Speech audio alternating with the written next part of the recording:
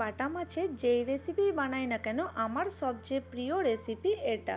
তাই আজকে এই রেসিপিটাই আপনাদের সাথে শেয়ার করব।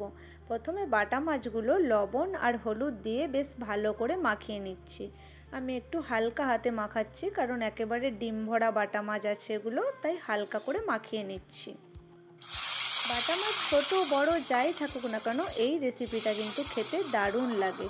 প্রথমে কড়াই সরিষার তেল দিয়ে বাটা মাছগুলো ভেজে নিচ্ছি। বাটা মাছ ভাজা হতে হতে এদিকে মিক্সিং জারের মধ্যে দিয়ে দিচ্ছি কালো জিরে, কালো সাদা সর্ষে আর কাঁচা লঙ্কা দিয়ে আর সামান্য লবণ দিয়ে বেটে নিলাম।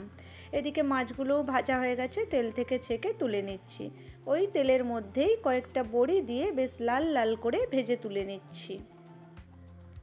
বড়ি ভাজা হয়ে গেলে আবারও ওই তেলের মধ্যেই দিয়ে দিচ্ছি হাফ করে কেটে রাখা বেগুন। বেগুনের মধ্যে লবণ দিয়ে বেগুনগুলো লাল লাল করে ভেজে তুলে নেব। এরপর ওই তেলের মধ্যেই দিয়ে দিচ্ছি কালো জিরের ফোড়ন আর দিয়ে দিচ্ছি কয়েকটি কাঁচা লঙ্কা, পেঁয়াজ কুচি, টমেটো কুচি আর কয়েক কোয়া রসুন। রসুনটা আমি এখানে গোটা দিয়েছি যাতে টেস্টটা বেশি ভালো হয়।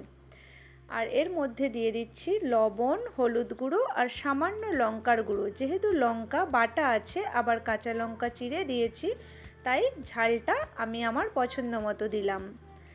এরপর ভালো করে মশলাটা কষিয়ে নিয়ে এর মধ্যে দিয়ে দিচ্ছি যেই পেস্টটা বানিয়ে রেখেছিলাম মশলার সেটা, আর সামান্য জল দিয়ে নাড়াচাড়া করে নিয়ে বেশ কিছুটা উষ্ণ গরম জল দিয়ে ঝোল ফুটতে দিচ্ছি।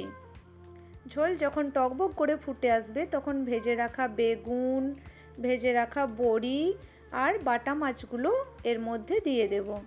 এরপর হালকা হাতে নাড়াচাড়া করে মিনিট 5 মতো এগুলো ফুটতে দেব, যাতে কালো জিরে আর কালো সরষের ঝাঁঝটা বেশ ভালো করে মাছের মধ্যে যায়। ব্যাস, এবার ওপর থেকে কিছুটা সরিষার তেল ছড়িয়ে গরম গরম ভাতের সাথে পরিবেশন করুন, খেতে দারুণ লাগবে। কালো জিরে বাটা দিয়ে এই বাটা মাছের ঝোল রেসিপিটি অবশ্যই আপনারা ট্রাই করবেন আর কমেন্ট করে আমাকে জানাবেন যে আপনাদের কেমন লেগেছে। যদি ভালো লেগে থাকে তাহলে অবশ্যই একটা লাইক দিয়ে যাবেন। টাটা।